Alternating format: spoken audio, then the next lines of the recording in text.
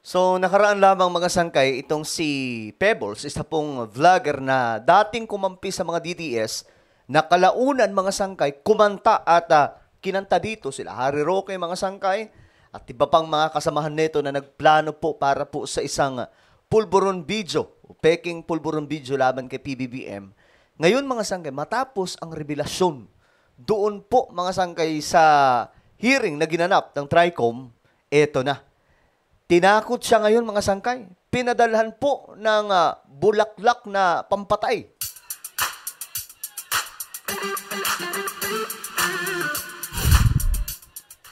Hello, what's up guys? This is me, Sangkay Janjan, and we are back sa ating vlog ngayon. Kamusta po kayo mga kababayan?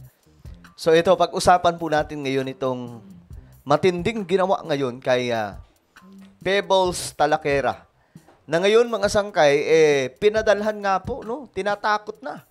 Pinadalhan po mga sangkay ng bulaklak na hindi po para sa mga buhay. Hindi po para sa mga magkasintahan, kundi para po ito sa patay, na ang ibig sabihin mga sangkay, tinatakot na po siya ngayon. Kasi nga po, mukhang kinakabahan pa po sila sa marami pang ilalabas na revelasyon ni Pebbles Talakera. Kasi marami pong alam mga sangkay. Tinatakot po talaga siya. Well, pag-usapan po natin yan. Pero bago tayo magsimula, guys. Ayan po, road to 2 million subscribers na po tayo. At 1.47 million. Ngayon, kung gusto mong mapabilang sa dumadaming bilang ng mga solid sangkay, ang gawin nyo lamang po, i-click nyo po yung subscribe button na makikita po sa baba ng video na to. I-click nyo po yung bell at i-click nyo po yung all. Sa mga nanonood naman po sa Facebook, i-follow nyo po yung ating Facebook page. Alright? Ngayon, eto, mga sangkay, tingnan po natin. Shoutout nga pala sa lahat ng mga solid sangkay. Mag-comment kayo sa ibaba ng hashtag solid sangkay, kasama po inyong mga lugar. Ayan po si Mami Pebs. Ito yung time na nanumpa po siya sa TRICOM mga sangkay. Ngayon, ito nga po, maraming interview na po ang nangyayari ngayon sa kanya, mga sangkay. Ito, kagaya po nito. May mga ni-reveal na naman po siya. Kaya hindi po scripted yung TRICOM. Ako po yung kumontak sa kanila kung paano ako lalabas para magsalita. Oh, so, bukod ho dun sa napag-usapan ninyo sa Hong Kong during your dinner with Harry Roque, Ayan na. na ilalabas ng dapat ay mga international vloggers, ano pa instruction, ano ba ang goal ng pagpapalabas po ng video na yon, nung time po na yon? Ayan na. Para pabagsakin si BBM, Grabe, ano? ang presidente. Orchestrated talaga mga sangkay. Pabagsakin si PBBM. Alam niya mga sangkay, kung kaya't ngayon pinag-iinitan po si Mami Pebs nitong mga DDS. At ngayon, tinatakot na po siya mga sangkay. At malamang sa malamang, may kumukumpas dyan kung sino ang nag-uutos. At takutin nyo na. Akala siguro nila matatakot ito. Hindi ba nila alam na taga-Tondo yan? Para siraan po ang presidente, yun na po yung main goal nila. Sinabi sa inyo ni Harry Roque na ganon o... Hindi po, kasi bakit kayo magpapalabas ng isang peking video kung wala kayong goal? Yun. Ayan. Alam na alam pa pala niya mga sangkay na peke po yung video. Hindi, ano nangyari ng mga sumunod? Kailan ninyo nalaman halimbawa na deepfake lang pala yung video at nung nalaman ninyo, anong naging initial na decision at reaction po ninyo? Kasi po, ganito po yan. Linabas nila yung video 2 days before the SONA. Oo. So, planado. Correct. Para ma-distract lahat. So, ibig sabihin nga po, nung nalaman po ninyo na deepfake lamang po itong video, kayo po ba'y nakapagpakalat na ng content na yan sa inyong vlog? Ay, wala pa. Nung time na linabas nila yan, sabi pa nga po nila, kinorek nila ako Nabasa ko po yung statement ni Harry.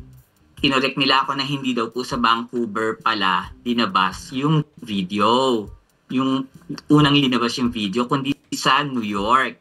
So, Ito yung peking video mga sangkay. Nahalatang hindi si BBM. Tingnan niyo yung tenga tapos yung hairstyle niya. Anak lang toko. Hindi ganyan yung buhok ni BBM. okay, di ibig sabihin, kayo yung nagpasimula. kinorek niyo ako, edi kayo na pasimula na naglabas ng video kasi wala naman ako dun, hindi ko naman yung alam. Na sila yung nagpasimula na naglabas yung video. Nung linabas na po yung video, sinend po yun sa akin. And then ginawa mong content. Hindi ko po pinost yung video. In-screenshot ko lang, tapos pinost ko. Tapos yung, kasi, nung nakita ko yung video, alam ko kung fake agad. So hindi mo na i-share yung buong video, kundi screenshot Hindi ko po lamang. siya shinare. Anong caption? Ang caption po is parang, ayan. Hindi ko matandaan pero meron kasi akong kopya, sayang hindi ko, Anyway, kung hindi mo man maalala yung caption, meron bang instruction sa inyo kung anong ilalagay na caption or sarili mo lamang yung... Wala naman, wala. Sa katotohanan, wala po. Sobrang honest, no?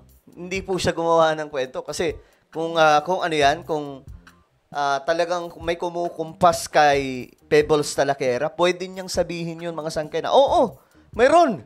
Inutusan kami ni Harry Roque na kumbaga kung gusto lang po niyang idiin.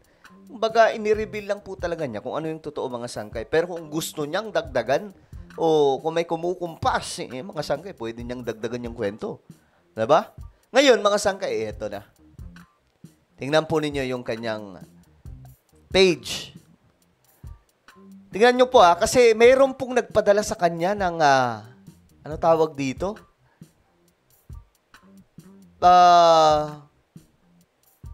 Nagpadala ng bulaklak. Then, ito ay, syempre, alam nyo na mga sangkay, pananakot po ito. Ayan. Ito po yung bulaklak, mga sangkay. Tingnan po ninyo yung kanyang caption. Maraming salamat po sa nagpadala ng bulaklak ng patay sa bahay ko. Dadalaw pa naman ako kay Nanay Inday. At least, hindi na ako bibili ng bulaklak. Mga hindot, huwag niyo akong takutin dahil hindi ako natatakot sa inyo. Akala kasi nila matatakot nila si Pebbles Talakera eh. Akala nila matatakot. Hindi, mga sangkay. Lalo pang manggigigil yan. The more na aanuhin nila to, manggigigil to, mga sangkay. Ilalabas pa lalo yung mga baho nila lahat. Diba? Halatang pananakot na po ito, mga sangkay. Sabi po niya dito, huwag niyo akong takutin dahil hindi niyo ako matatakot. Takot is not my vocabulary. Ayan na. Sabi ko sa inyo eh. Tapos itong nireveal niya, isang vlogger at isang lawyer ang nakakaalam ng address ko. Sino ba yun? Sino ba? Naiisip nyo ba yung naiisip ko kung sinong vlogger? At kung sinong lawyer? My goodness. Pangit ang laro. Pangit. Mananakot. Mananakot para lang mapigil yung bunganga ni Pebbles Talakera. Ganon. Masyadong, alam nyo, halatang talo na sila kaagad dito. Nananakot na sila eh. 'Di ba? Ang matindi doon, wala pa pong sinasabi si Pebbles kung sino ang nagpapadala. Guilty na silang lahat. Wala akong sinabing DDS ang nagpadala ng bulaklak sa akin. Bakit guilty kayo? Bakit kayo pumipiyok? 'Di ba? Mga sangkay. Pero ito lang ang sabi ni Pebbles eh. Ang hamon niya kay Harry Roque, mga sangkay, sabi niya, kung nagsisinungaling siya, umuwi dito si Harry Roque, sampahan siya mag-file siya ng kaso laban kay Pebbles. Pero syempre, hindi uuwi yun. Alam niyang may ginawa siyang kalokohan eh. Ba't siya uuwi? Di ba? So ngayon, mga sangkay, ito, part ito ng pananakot. Diyos mio Marimar, sigurado tinatakot na po siya. Mga sangkay. Sana babigyan din kaagad ito ng aksyon, no? Kasi matindi na po itong ginagawa nila ngayon. Ang bihira. Pag natatalo na sila, nananakot na, mga sangkay. Ang tingin ko dito, gusto talaga nila mapigil si Pebbles. Kaya tinatakot po nila. Kasi marami pa raw po ilalabas eh. Well, ano po ang inyong opinion? Ang dumi nila maglaro, no? Anong inyong opinion? Mag-comment lamang po sa ibaba. Meron po tayong YouTube channel, Sangkay Revelation. Hanapin nyo po ito sa YouTube. Kapag nakita nyo na, i-click nyo po yung subscribe, i-click ang bell, at i-click nyo po yung all. Ako na po ay magpapaalam. Mag-iingat pong lahat. God bless everyone.